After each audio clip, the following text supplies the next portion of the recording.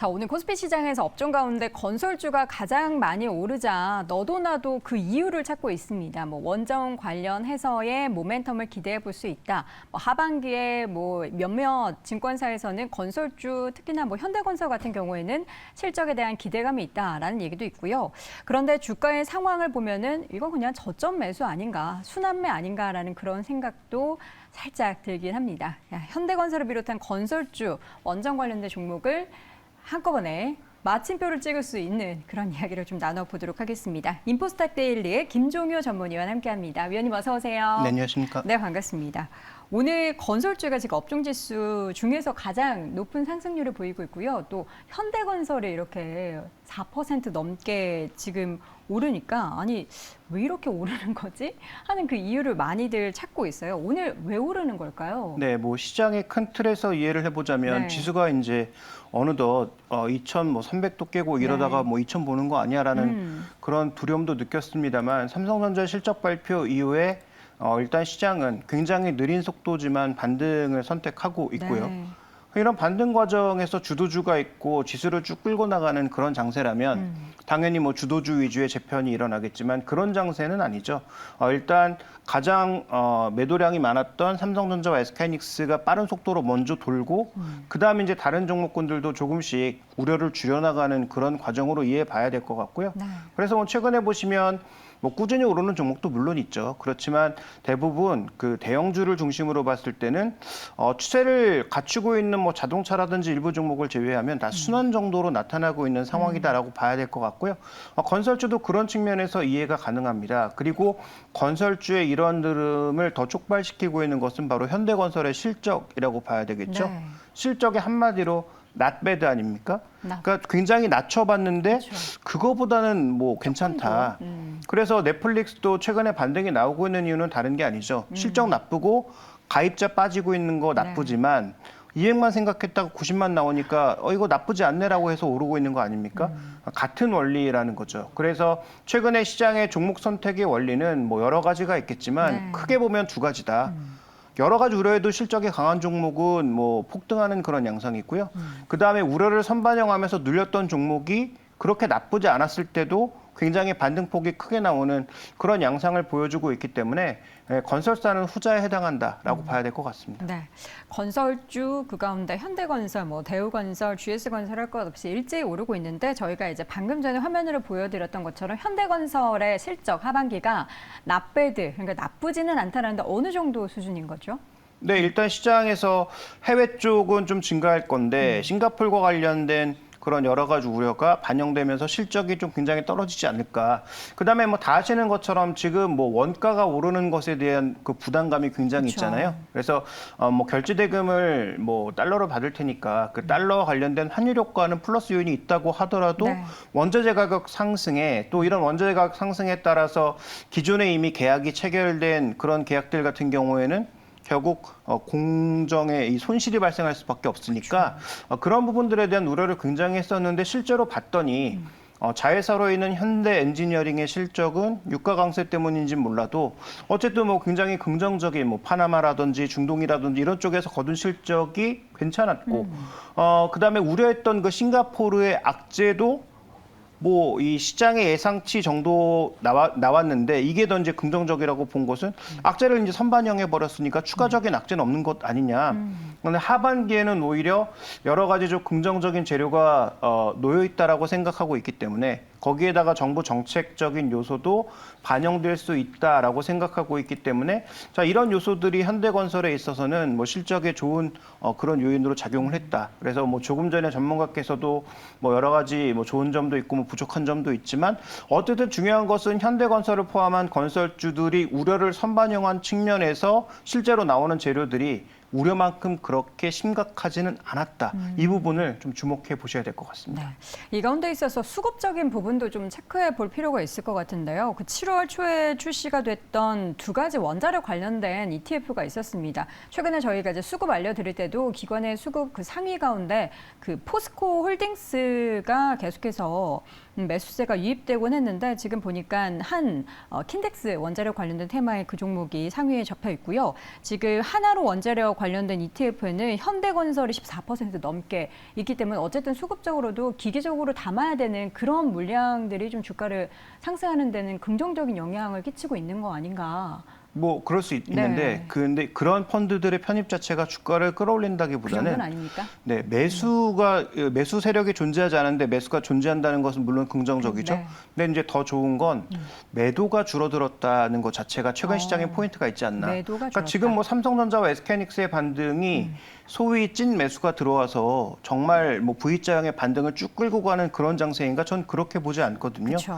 기존의 매도가 줄어드는 과정에서 나타나고 있는 반등으로 이해하는 것이 좀 더 바람직할 것이고 네. 현대건설은 경우가 조금 달라서 이것은 삼성전자나 SK하이닉스처럼 기존의 공매도가 청산되는 과정에서 올라간다라기보다는 매도 압력 자체가 둔화되는 그러니까 예상했던 악재는 예상만큼 크지 않았고 하반기에 개선될 요인이 해외 쪽에서 여전히 있는 데다가 국내에서도 우려를 선반영한 상황이라면 그렇게까지 나쁘게 볼 이유가 있느냐 이런 요인들이 수급에도 작용하고 있는 것이다. 그래서 저는 기관 매수의 방점보다는 매도 압력 자체의 감소에 방점을 찍는 것이 조금 더 현실적이라고 보고 있습니다. 네, 매도하기에는 가격대가 이미 뭐 낮아진 대로 낮아진 것도 그 매도가 좀 줄어드는 데 영향을 미치지 않았을까 싶은데 뭐 대놓고 여쭤보겠습니다. 사실 건설주 같은 경우에는 이번 이제 신정부 윤석열 정부에서 어쨌든 관련한 그 건설 사업을 더 키우겠다라는 기대감을 갖게 했는데 건설주의 주가는 영 좋지 않거든요. 왜 네. 그럴까요?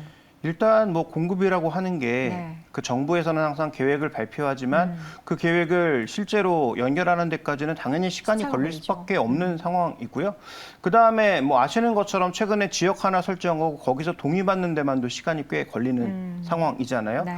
그런데 우리가 주목해봐야 될 것은 어쨌든 8월 달에 윤석열 정부가 그동안 내놓지 않았던 250만 호 공급 계획에 대해서 조금 더 자세한 세세한 계획들이 나올 가능성이 있기 때문에 이 부분에 대한 기대감을 이제는 가질 때가 되었다. 그러면 질문해 주셨던 대로 왜 안 올랐냐? 구체적인 계획이 없지 않았느냐? 6월 달에 뭔가 계획을 발표하긴 했지만 그 계획은 뭐 그렇게 시장이 충분히 납득할 만한 계획은 아니었고요. 네. 최근에 뭐 부동산 시장 보시면 아시겠지만 이미 이제 좀 고점 신호가 나오지 않았냐, 하반기에 가격 떨어지는 것 아니냐라는 그런 얘기도 있고 거래량은 다 아시는 것처럼 지금 엄청나게 줄어든 상황이고요. 거래 절벽에 빠져 있는 상황이고 여기서 만약에 이제 물량 공급까지 나오면 더 빠지는 것 아니냐라는 그런 우려도 있을 수 있겠습니다만 그건 제가 보기에 기우라고 생각하는 게 어차피 정부 정책이 발표돼 봐야 실제로 건설에 들어가는 시기는 적어도 1년 이후일 것이기 때문에 그건 그렇죠. 지금 뭐 또 물량이 대폭 늘어날 거다라는 그런 예상을 해보는 것은 뭐 그렇게 좀 제가 보기엔 기우가 아닐까라고 판단하고 있어서 안 올라간 이유는 방금 말씀드렸던 것처럼 윤석열 정부도 당장 뭐 내놓을 수 있는 현실적인 대책이 없어서 그러했지만 이미 악재를 선반영한 건설주는 정부가 확실한 계획을 주면 어떤 반등의 모멘텀을 좀 찾아갈 수 있다라는 측면에서 주목해 봐야 될 것 같습니다. 네. 자, 그렇다면 어쨌든 원전과 연관해서도 우리가 생각을 안 해볼 수가 없습니다. 오늘 건설주가 오르는 다양한 이유 중에서 원전 관련해서도 엮여 있기 때문이다. 뭐 관련한 기대감이 있기 때문이다 하는데 어떻게 보십니까? 네, 뭐 한수원에서 조 단위의 네. 그 수주를 할 수 있다. 근데 한수원은 일단 뭐 정해진 바가 없다라고 밝혔고, 그 다음에 업계 쪽에서는 어쨌든 뭐 8월 중에 이게 발표된다라는 네. 그런 기대감이 퍼지면서 지금 뭐 관련주들 중에서 두산 에너빌리티라든지, 그 다음에 아까 조금 전에 소개해 주셨던 뭐 BHI라든지 이런 네. 종목군들이 강세를 보이고 있는 거잖아요. 근데 이런 이슈는 뭐 다 아시는 것처럼 항상 수주 소식이 나올 때 엄청나게 이제 주가가 움직였다가 실제로 그 바람이 좀 지나가면 빠지는 그런 양상을 계속 반복하고 있기 때문에 원전도 여러 번 강조드렸다시피 이게 뭐 지금 하고 싶다고 해서 당장 할 수 있는 부분은 아닙니다. 그래서 해외 수주가 중요한 거죠. 그래서 우리나라는 지금 뭐 원전에 대한 믹스를 늘려야 된다라는 것을 공감대를 꽤 넓혀놨지만 지난번에도 제가 잠깐 언급드렸던 것 같은데 바로 우리 집 뒤에다 만든다고 하면 누구도 다 이렇게 뭔가 거부감을 가질 수밖에 그쵸. 없는 생기죠. 이슈라는 거죠. 그래서 실제로 우리나라에서 이걸 추진해 가는 과정은 지금 확실하게 확정되어 있는 신한울 3, 4기 정도를 제외하면 생각보다 시간이 걸릴 가능성이 높고 그래서 해외 수주가 굉장히 중요한데 뭐 최근 들어서 원전을 늘리려고 하는 그런 시그널은 여기저기서 나오고 있으니까 해당 소식에 기대감이 있는 때가 오히려 주가가 가장 강할 거고요. 해당 이슈가 오히려 나오게 되면 거래량이 터지면서 또 변동성이 휩싸일 수 있기 때문에 네. 이런 이슈를 바탕으로 매매하시는 분들은 트레이딩 관점의 접근이 좀 필요하겠죠. 그래서 해당 이슈가 반영되기 전 오히려 지금 정도가 트레이딩하기 조금 편한 구간이 되겠고 오히려 실적이 나오는 그러니까 수주 발표가 나오는 그 순간 자체가 변동성이 또 지나갈 수 있는 구간이기 때문에 저는 오히려 지금 구간에서는 뭐 눌림목이 있을 때 뭐 약간의 대장주를 중심으로 하는 매수는 가능하다라고 보고 있고 그다음에 어느 정도 일정 부분 반등을 하게 되고 다음 달 뭐 중순 정도에 발표한다 뭐 이런 얘기가 흘러나오고 있는데 그러면 그 시즌 전에 일정 부분의 수익을 또 고정하는 것도 필요하지 않나 이렇게 보고 있습니다. 우리나라 사실 원전 그 기술이 굉장히 뭐 저는 사실 전문적인 건 잘 모르지만 대단하다고 해요. 그래서 뭐 지금 이집트 얘기 나오지만 유럽 국가 쪽에서도 뭐 기술 수출한다 뭐 이런 얘기들이 계속 나오고 있잖아요. 그럼 관련해서는 사실 단기적인 부분뿐만 아니라 중장기적으로 기대해 볼 부분들이 있을 것 같은데 기업을 잘 골라야 될 것 같아요. 그렇죠. 근데 이제 그 전에 한 가지 이제 당부드리고 싶은 네. 말씀은 우리가 기술적으로 앞서 있는 것도 사실이고 어느 정도 경쟁력이 있는 거 사실이지만 네.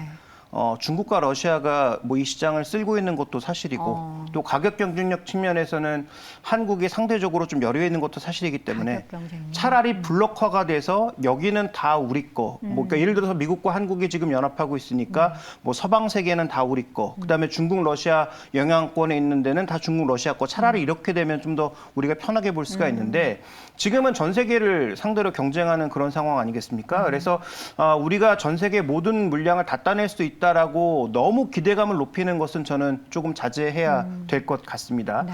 여전히 경쟁에 놓여 있는 것이고 우리가 강점을 가진 부분도 있지만 또 약점을 가진 부분도 있어서 그런 부분들에 대해서는 충분히 살펴보실 필요가 있을 것 같고요. 그 말씀해주신 질문에 대한 답을 드리자면 뭐 두산 에너빌리티가 네. 아무래도 중심 종목이 될 수밖에 없죠. 지금 원전뿐만 아니라 향후 핵심 포인트는 SMR이거든요. 가장 부담이 적기 때문에 뭐 방패장에 대한 부담감도 적고 그다음에 뭐 사고에 대한 그 위험감도 상대적으로 적은 게 SMR이라서 결국 SMR 기술을 누가 끌고 갈 수 있느냐가 국내 시장에선 관건으로 보고 있고 그렇다면 국내 시장에선 뭐 누가 뭐래도 두산 에너빌리티인데 지금 두 가지 약점이 있죠. 일단 금리에 민감한 종목일 수밖에 없다라는 점. 그다음에 아까 말씀드렸다시피 SMR을 지금 현재 구간에서 수주하거나 당장 현실화할 수 있는 기술은 아니라는 점에서 상당히 좀 기간이 필요할 것이다. 이렇게 좀 봐야 될 것 같습니다. 그래서 최근에 유입되고 있는 어떤 ETF성 매수로 인해서 혹은 뭐 외국인들이 매도했다가 공매도를 청산하는 과정에서 또 이슈가 나오면 이런 간헐적인 반등이 일부 나오곤 있습니다만 지금 현재 구간을 추세적인 반등의 구간으로 삼으시기보다는 관련주 중에 대장주로서 그다음에 장기 투자의 하나의 포트폴리오의 일원으로서 생각하시는 것이 저는 좀 더 유리하지 않을까 이렇게 보고 있습니다. 네, 어쨌든 단기적인 이슈와 함께 주가가 움직이고 있는 종목들이 많긴 하지만 이거는 단기적으로 우리가 어떠한 성과를 기대하기보다는 좀 중장기적인 관점으로 바라봐야 될 그런 이슈가 될 것 같습니다. 자, 오늘 건설주 그리고 원전 관련해서 이야기 나눠봤고요. 인포스탁 데일리 김종효 전문위원 함께했습니다. 위원님 고맙습니다.